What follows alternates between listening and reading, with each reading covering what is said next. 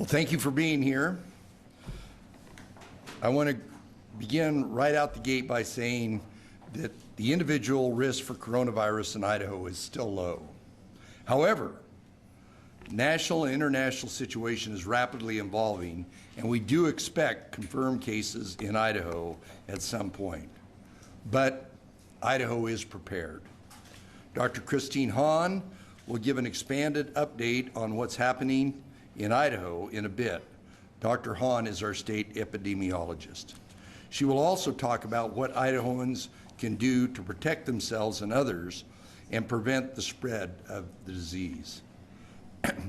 With reported cases now in neighboring states, I felt it was time to elevate this issue and share some information about what Idaho has been doing and will continue to do to prepare us for a potential outbreak. We are all learning more about the coronavirus as each day passes. Most of us who are in good health do not have to worry about getting sick. From what we know about it, the 2019 novel coronavirus should not be of concern for parents of healthy children. Dr. Hahn will also talk about that in a bit. But for our older population and those with compromised health conditions, coronavirus, just like the common flu, could be very harmful or deadly, especially since it's occurring during the flu season. That is why we must all do our part to prevent the spread of this disease and all respiratory illnesses to preserve capacity. We must do what we can to keep those vulnerable folks safe. Just this morning, we unveiled a new online resource for Idahoans to access up-to-date information on the situation in Idaho. The website is coronavirus.idaho.gov. Updates are also being shared on a new Twitter account. It is important that Idahoans stay informed and seek information from these official sources. Idaho's public health officials have been working for months with the Centers for Disease Control and Prevention and other states to prepare Idaho for the 2019 novel coronavirus. They are in regular communication with Idaho's local public health districts and healthcare providers around the state to make sure they know what to look for and that they are prepared to respond if someone is sick or has been exposed. To support our public health agencies in Idaho, I want to share that I just created a new coronavirus working group to help in our preparation efforts. In fact, we met for the first time before this press conference.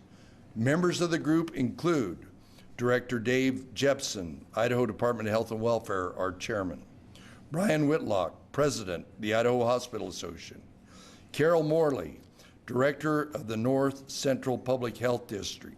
She joined us on the phone. Brad Ritchie, Director of the Idaho Office of Emergency Management; Dr. Carolyn Bridges, retired CDC public health physician; Dr. Dave Pate, retired physician and hospital CEO; Superintendent of Public Instruction Sherry Ibarra. As our public health officials continue to do the work they were trained to do, my new working group ensures we are keeping the lines of communication open and enhancing our coordination efforts on a number of fronts to best serve the public. I am committed to providing timely communications with the public on the status of coronavirus and our preparation efforts in Idaho. In addition, I directed my budget office to work with the legislators to make funds available to aid in response efforts if we need to do that. Those discussions are actively happening now. The White House and Trump administration have been great to work with on issue, and we are certain they are fully committed to making funds available to Idaho to cover the costs of responding to an outbreak if we experience that. In the meantime, I encourage Idahoans to do their part to keep vulnerable populations safe from this disease by preventing the spread. Wash your hands. Use etiquette by covering your cough, and sneezes. If you are sick, stay home. I want to thank the members of the news media for being here today. You are an important part of ensuring that the public receives accurate information on this important issue, and I appreciate your public service. I want to thank the healthcare workers and public health officials for their public service as well.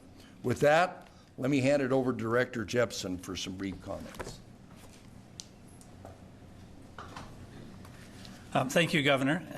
Thank you for the opportunity to be here and make a couple of comments. I'm Dave Jepson, the Director of the Idaho Department of Health and Welfare. The mission of the department is to promote the health and safety of all Idahoans, and that certainly applies to preparing for the novel coronavirus. Monitoring in Idaho of the coronavirus situation began in early January. This means that the Department of Health and Welfare, public health districts, and healthcare providers, in conjunction with our federal partners, such as CDC, have been carefully and closely monitoring the situation for over 2 months now. For many years, the state has had a state-level and local-level public health plan to manage any potential public health situation, including things like the coronavirus. That plan was put into full action on January 27th, when the Idaho Department of Health and Welfare Operations Center was activated. I wish to thank the Governor for the creation of the Coronavirus Working Group and for the opportunity to chair that group. It's made up of professionals and experts who will help us stay ahead of and prepared for anything that may happen. This group was created specifically for that purpose, to make sure that we are coordinated, that we're proactive, and we are prepared at the state and local level to respond for any situation that should occur in conjunction with the coronavirus. We also will help the Governor to meet his commitment of communication. Our goal will be to communicate often and frequently, and we'll do that primarily through the website that the Governor just announced. And finally, as the Governor mentioned, the best thing we can do as citizens of Idaho is stay healthy, to have low-risk behaviors that help us stay away from the disease or any disease. And what that means is, while the risk remains low, actually for any individual, what each of us should be doing is washing our hands regularly. If you're sick, please stay home. Avoid those that are sick, and cover your coughs and sneezes, because the best thing we can do is make sure that we have all of us be as healthy as possible. And with that, I'll hand it off to Dr. Chris Hahn, our public epidemiologist. Sorry, I can't get that word out always correctly, and she'll speak to us now. Thank you. Thank you, Governor and Director. And I know epidemiologist is a tough word, and sometimes I prefer to use my other title, which is the Public Health Medical Director, which is a little bit easier to say, but both are true. Epidemiology refers to tracking the disease's medical direction to help inform public in situations such as this. Although coronavirus has not been detected in our state, we do expect cases here. I think we've been fortunate that we have not been amongst the first states, and we're very fortunate that we don't have what's going on in Washington State, our neighbor, right now. But we've been watching that very closely, and we are learning and communicating with Washington and with other states, with CDC daily on this growing and changing situation. Our public health goal in Idaho and across the nation is to slow this virus down. We probably can't stop it. The cat is, wait, is the cat out of the bag? It's too late to stop it. I'm mixing my metaphors, but we know that we can't stop it at this point. It is too late for that. It is in many other countries. It is circulating already in communities in Washington State. But what we can do is slow the virus down. And how that helps is it helps in several ways. We can reduce the impact and burden on the healthcare system. Hospitals, urgent care centers, emergency departments, clinics, long-term care facilities, they cannot handle a huge sudden influx of a lot of ill people. So by working to do the common sense measures that the Governor and the Director just mentioned, we can protect the vulnerable among us by keeping this virus from spreading person to person. So we need to focus on protecting our healthcare system, so when those people do get ill, they have a place to go and are able to be taken care of well.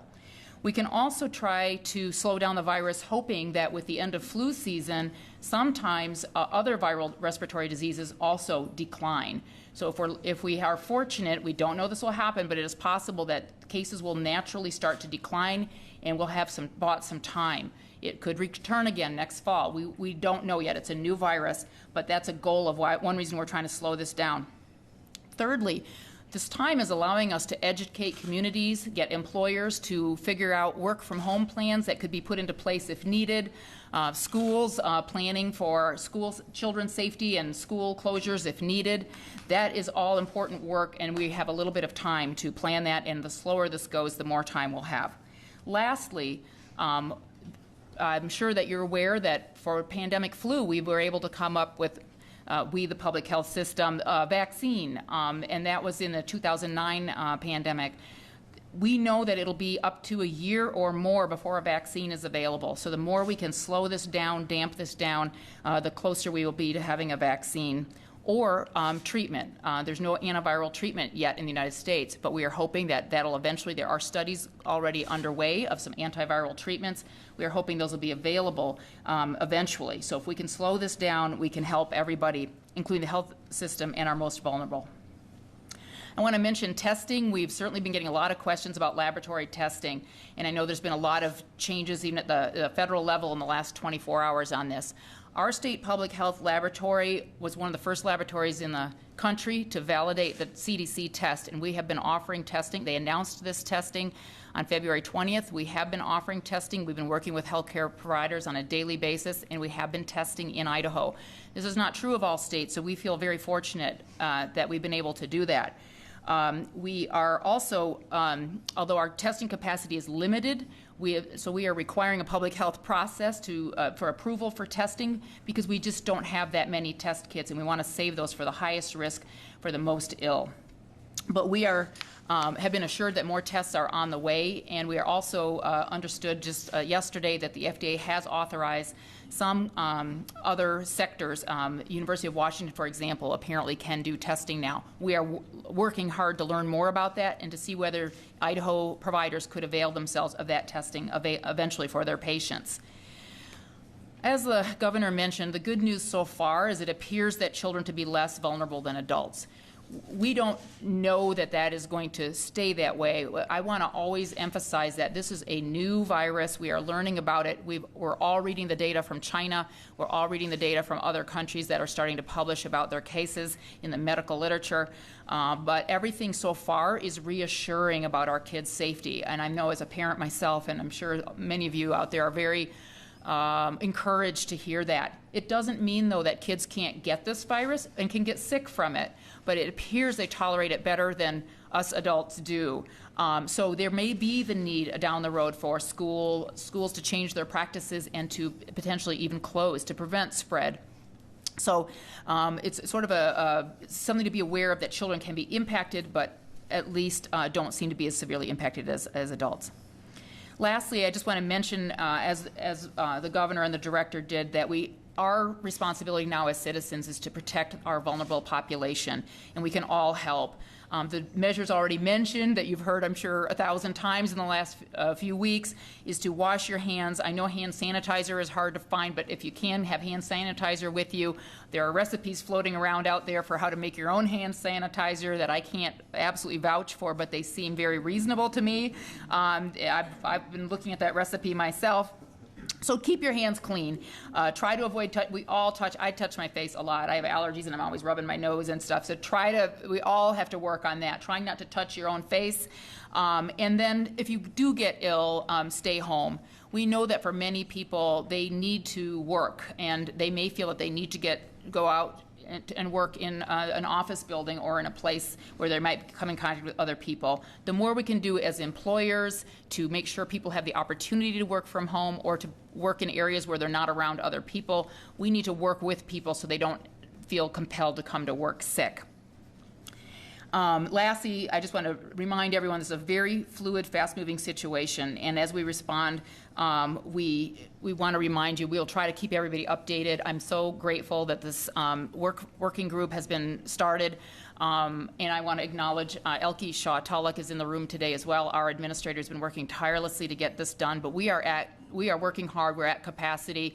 I'm so grateful that we're getting more help now across the agencies. We are really, really grateful for what the governor has done, and look forward to continue to work on this.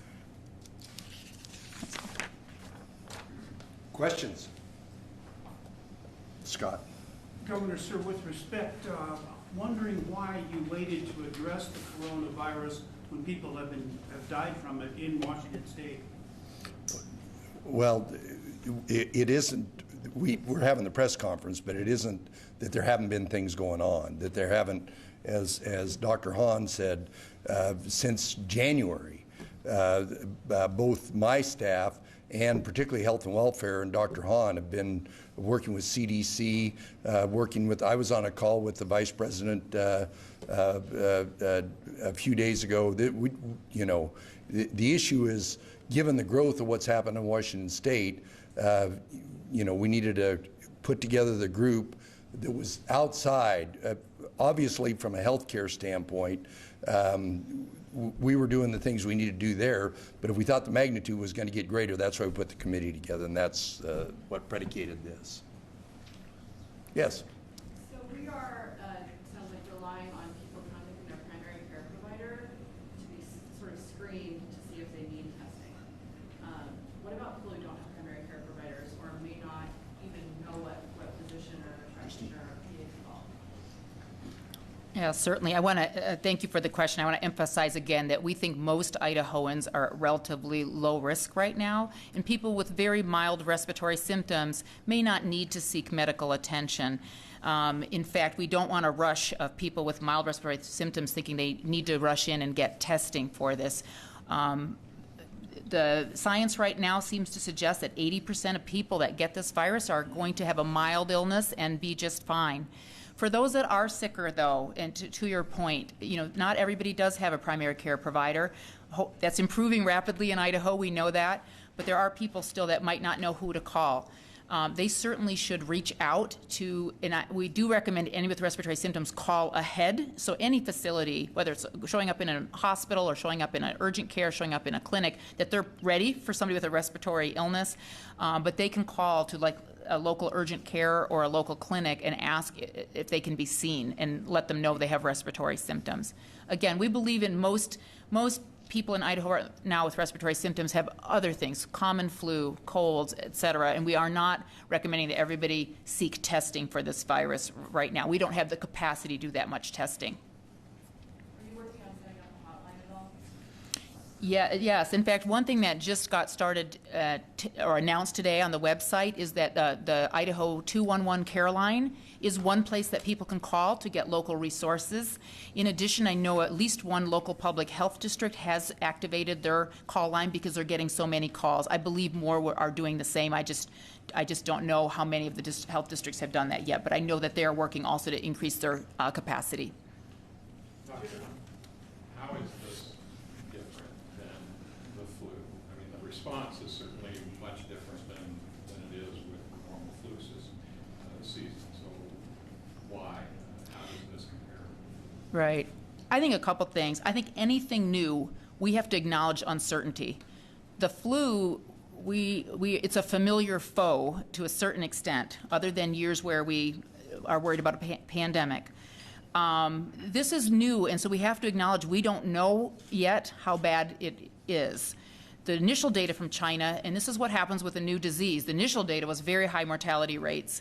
That seems to be dropping as more data is being collected. But we have to treat this as something that could be more deadly than the flu, and we have to also acknowledge that because we have no immunity in our population. With flu, some of us are immune at any given time. This is a virus that none of us have immunity to. So we could have large numbers of people ill, stressing our healthcare system severely. So we need to treat this a little differently than a usual flu.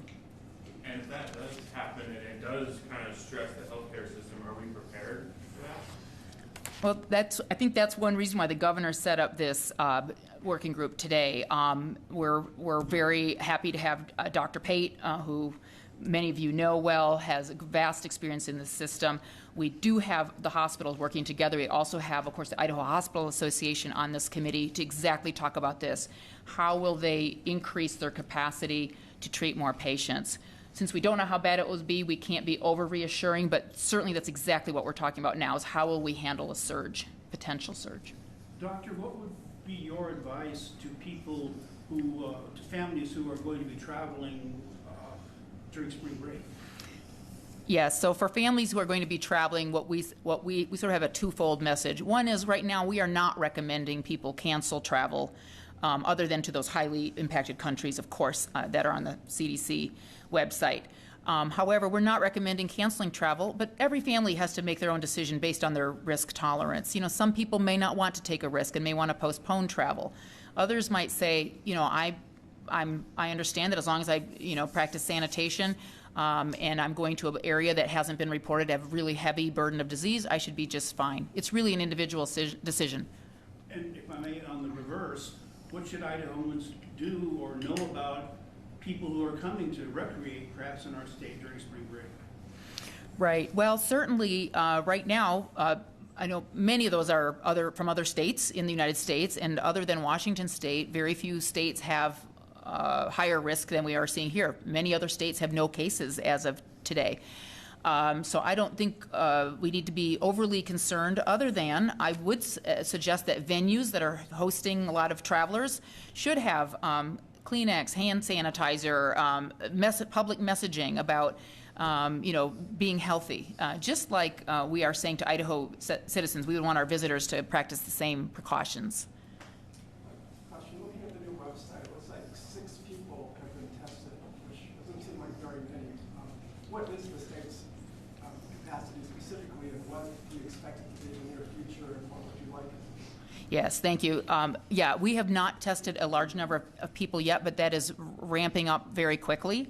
We are testing about, we don't know the exact, that we will decide by 1 o'clock every day how many samples we have in, and we've tested, so far we've been able to test everything, but we are getting more and more.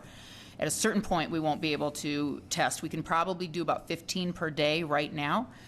We will ramp that up, though, if the demand starts to go above that. And I'm sorry, yes, for our overall capacity right now, CDC has only sent us the 1 test kit. We can test about 300 people. But our lab director, Dr. Christopher Ball, has assured us that more reagents are on the way from CDC, so we expect to be able to test maybe another 500 by the end of the week. One kit, you can test 300 people? Yeah. Sure. Yes. One kit comes in with multiple. It's vials of reagents and so forth. So there's ability to test multiple people per kit. Are we talking the need for hundreds of those kits, thousands of those kits? Yeah, I think that's one of those, you don't know the demand until you get the demand. I do think we all expect it to increase, though, and we are very excited that the FDA announced, I think yesterday, that they're approving some commercial laboratories to begin testing, so it won't be entirely resting on public health. I think that's the way it needs to go, so that doctors can and hospitals can use their normal labs that they use for everything else and order this test like they'll order any other test. That's where we need to get. James? Governor, have you or do you plan to take steps like New York State has by asking insurance companies to completely cover the cost of testing for the coronavirus? Well, from what I know from my conversation with the White House is I think there's a bill that's supposed to be on the president's desk Friday, and we don't know what's going to be in that. There's been talk that that might not be an insurance that the federal government might look at it. I think that's a dynamic process.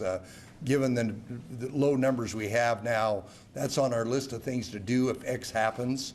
But we're going to wait and see what our federal partners do.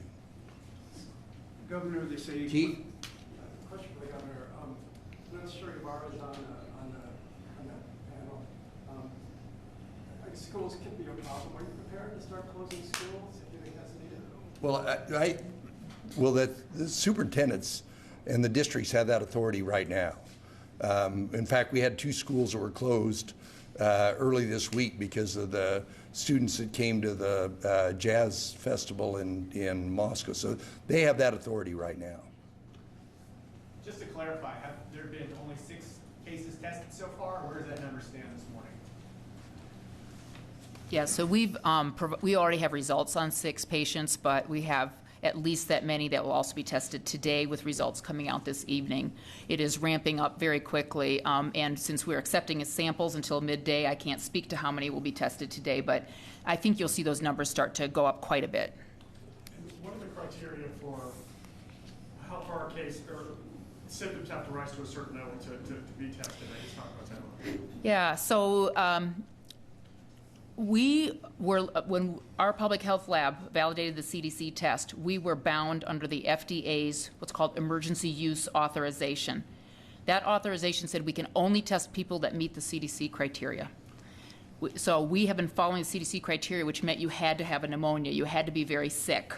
And now that is being loosened up. You may have heard Vice President Pence said last night that there's no more federal restrictions, so we are just adjusting to that today. Now, that said, we have actually, in other states as well, there's a clause that says in certain situations we can use our judgment, and we have done that. We have tested people with milder symptoms. So certainly the high priority patients are still those with pneumonia in the hospital, severely ill, but we are also testing people with milder symptoms because we recognize those are the people that are out in the community and could spread it. So we do want to test and identify those folks so they can self-isolate. Governor, over the weekend, people started rushing to stores, buying bottled water and masks. And the concern is that there will be people who will actually need that stuff, but all the stores will be sold out.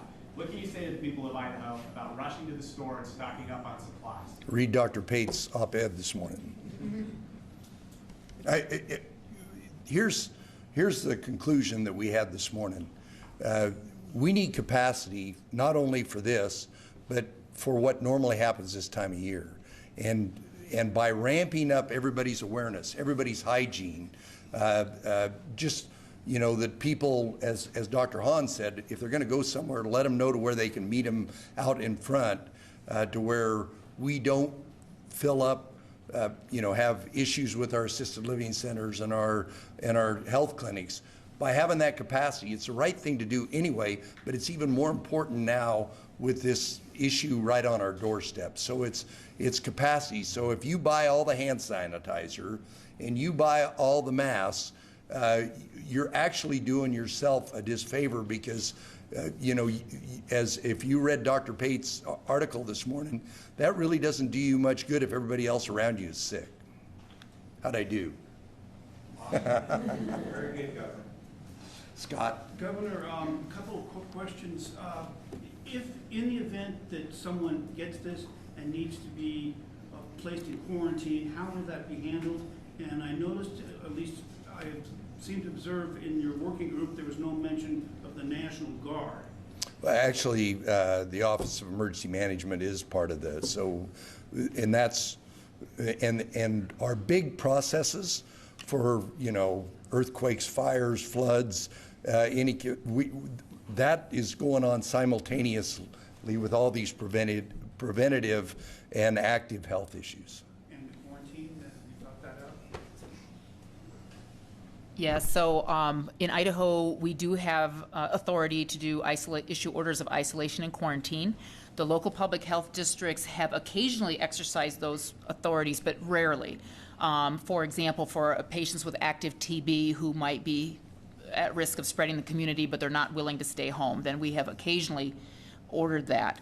However, our approach so far, and the Carol Morley from Public Health District that was on in our discussions this morning, very much emphasized that point. Our approach is we prefer voluntary. Most people want to do the right thing, and most people will stay home voluntarily. We will only exercise those orders if we have to, if people don't seem to be following the orders or the recommendations to stay home and self-isolate. But we do have templates ready to go of orders of isolation and quarantine, and we will exercise them if we decide we need to do them on a case-by-case basis. Would that mean placing someone in custody and taking them to a specific quarantine spot? People can be isolated or quarantined at home, and that actually would be our preference in many cases because that person is already really safe and comfortable. But if needed and if things got out of hand, you know, we couldn't do that, or there are people that don't have a home. I know Seattle has struggled with this with their homeless population, for example. They've actually set up quarantine like trailers for folks that don't have a home to go to. So we've already had those discussions, beginning to think that through with our Office of Emergency Management and our preparedness teams at the public health districts about where would they keep. We've had conversations, and we're having another one this week about where would they keep people that don't have a place to go to. But you could forcibly take someone to a place. Correct. Can you tell us if the people that have been tested or are being monitored, are they people that fall into those high-risk areas or high-risk groups generally, or are there people that are, you know, younger and healthier that are also in those groups? Right. So in general, the people that right now that are being monitored have mostly been returning travelers, you know, from China, for example, for the most part. Those people tend to be healthy, often business travelers or people who are visiting relatives, and they've been generally healthy. That's been, again, working very well to have them do that. And there's different levels. They're not usually high risk. The high risk people, for example, from Wuhan, those were held in the federal quarantine stations. Those are those folks. But we have been generally getting medium or low risk people here. Governor, I think you mentioned earlier that you're talking to lawmakers about maybe paying up some money for this. Can you say specifically how much money? We briefed joint leadership, and they're aware of it, and they're very responsive to, to having it available, so that now's a good time while they're here. I understand they're going to leave someday, but it's important for us to have that so that everybody knows that we have the resources available in case that we need something unexpected, and that might be the case. So it'll be in the millions. Dr. Pratt, can you help me understand? You mentioned that there's a facility here in Idaho that is unique, and that's where some testing has been done. Can you go over that again? I don't think I understood. Yes, certainly. So in the Department of Health and Welfare's Division of Public Health, we have the Idaho Bureau of Laboratories. It is out by near the old penitentiary. For those of you who may have driven by it, the Department of Ag is out there as well. And that laboratory has what's called a BSL-3 or Biosafety Level 3 capacity. That's where we do TB testing, TB cultures, for example. We serve the entire state in doing TB cultures. Also, that's the laboratory, those of you that remember the anthrax white powder incidents, that's where those were all sent for that type of testing. It's an incredibly state-of-the-art facility. We're very proud of it. They are the laboratory, right now the only lab in the state that is able to test for the coronavirus, although, as we talked about, we are hoping shortly to be able to have commercial labs jump in, some of our regional laboratories. Does that answer your question, yes, Scott? Okay. What are you doing to reach out to folks to maybe in very rural areas, non-English speakers? I noticed that the website is in English, and it doesn't look like there's an option for Spanish or other languages. Well, obviously we're having a press conference, but we'll have more outreach to do. The higher risk areas are obviously where there's people that have been here from Asia, or people that have come from Italy, or people that come from Washington. So probably the biggest risk are people that are coming from Washington into rural Idaho. But our public health districts, that's part of their job, and that's why they're one of the members of the steering committee.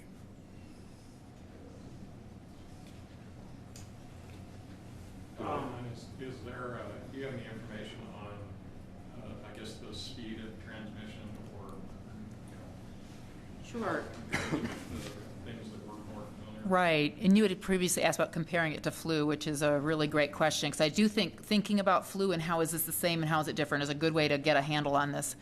So one thing that appears to be true, and as I mentioned, this is changing constantly, our information is getting better, but it appears to be that a typical person with this coronavirus infects more people than somebody with flu does. The average person with flu infects maybe one or two other people. That's how it keeps spreading through flu season. Whereas early information about this virus appears to be that maybe people infect more like 2 to 3 people. So that means it's going to spread more quickly. Now that's not taking into consideration, if we all do what we've been talking about, we can slow that down. But that's the natural behavior of that virus. It appears that one sick person might infect more people than flu will. Secondly, the amount of time, if you get exposed to flu, most people are going to get sick in a day or two pretty quick. This seems to be on average more like 4 or 5 days before people get sick. Now, it could be anywhere from 2 to 14 days. There's a range. but it appears that maybe it's a little slower in that sense, in that it takes longer for people to get sick. That can work against you, though, when you're trying to stop an outbreak. The faster you know who's sick, the faster you can kind of get a handle on it. That's one reason why several people have come through the airport, screened completely fine, no fever. They get back here, like our first Washington State case, they develop their illness after they arrive. So that can be a plus and a minus. Is that helpful? Okay. Any information on kind of how mortality rates compare with? Yeah, so right now, and the number has been coming down. Right now, the best estimate is about 1.4% mortality rate, which is about 10 times higher than the flu, than the seasonal regular flu. But that is very soft and changing all the time. But just to give a flavor, it's certainly not milder. We certainly have to take this very seriously. How does that compare to, say, SARS or swine flu or some of the other things from past years? Yeah, so SARS was much higher. SARS and MERS, if those of you that remember MERS, that was another one that we never had cases in Idaho, but Indiana had a few cases from that, the Middle East respiratory syndrome, for those of you that follow these things. So those both had much higher mortality rates, much higher. I want to say in the 30 to 50% range for those viruses. Very, very fortunately, neither of those were that capable of spreading as this one is. We got some big events coming up, like the Idaho State High School basketball tournament, where large crowds will be. And next week is the Big Sky Conference, which brings teams from Portland State and Eastern Washington. How do we manage those kind of events to make sure that we're not spreading this virus? Are those events safe? Right. As we mentioned earlier, we are not recommending canceling events at this point. You know, things can be changing, but right now we're not recommending canceling of those events. We are recommending, though, that as we talked earlier about travelers, tourists coming in, certainly anything the venues can do, the event coordinators, to remind people to use these precautions, measures. It's not easy when you're all crowded together, I understand that, but the best that people can do to try to emphasize those messages, have hand sanitizer available, have hand washing places available, remind people to, if they are sick, please don't come to the tournament. You know, I know they might be your star center, but they can't come if they're sick. So really trying to work on that as best we can. I guess for me, one last question is, what was the last time that Idaho mobilized for something in a similar fashion to this? Yeah, okay, so I'm going to give away my age here a little bit, but I've been here since 1995, and I think history will tell, right? We can't predict where this is going.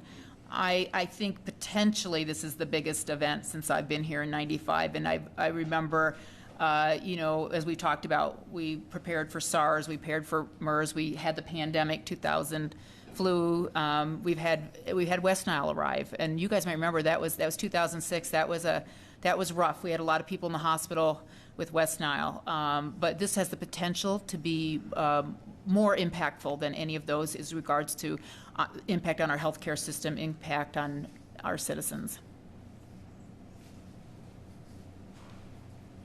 One more. No, no more. Doctor, you made it sound like at the beginning of the press conference that it's a matter of time, possibly, until there is a case in Idaho. The question that we've been getting a lot is, when there is a case, we change our behavior, what do we do? Yeah, so when there is a case, it's really going to depend a lot, I think, on where that case is. If we look at Washington State, for example, when they had a case in their high school, really, as we talked about, that young man recovered quite nicely. They closed the school for a day, cleaned the school, back in business. Really not a huge change in behaviors. That outbreak in the long-term care facility, hugely impactful, but they're trying to contain it to that facility, and most people in that community, I'm sure, are going about their daily business. So I think it's going to really depend on the situation, and we can't predict that, if that makes sense. Well, I just want to end up with the big thing is we need to preserve capacity. So whatever you did in the winter in previous years is more important this year, because we need the capacity in our healthcare network to where if something does happen, we're prepared. So all those things, cover your mouth, don't go out if you're sick, good hygiene with your hands, those things are just more important. They're the right thing to do anyway, but they will preserve capacity if things tend to get worse. So with that, sincerely thank you all for coming, because public information is one of our best tools in this challenge that we've got ahead. But my confidence with the group that I put together, the incredible expertise of Dr. Hahn and the department, I'm confident that as Idahoans we will do a good job of handling this. Thank you very much. Good job. Dr. Hunt,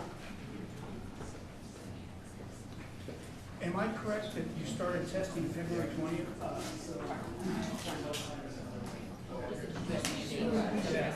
That's when they announced they had the testing.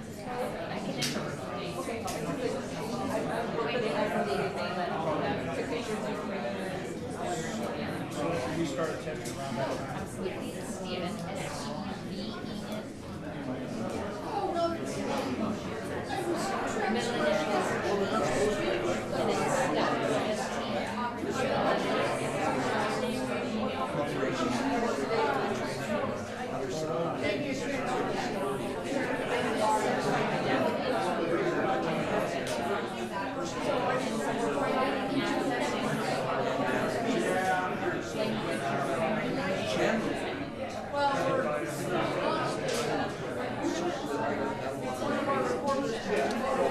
Also,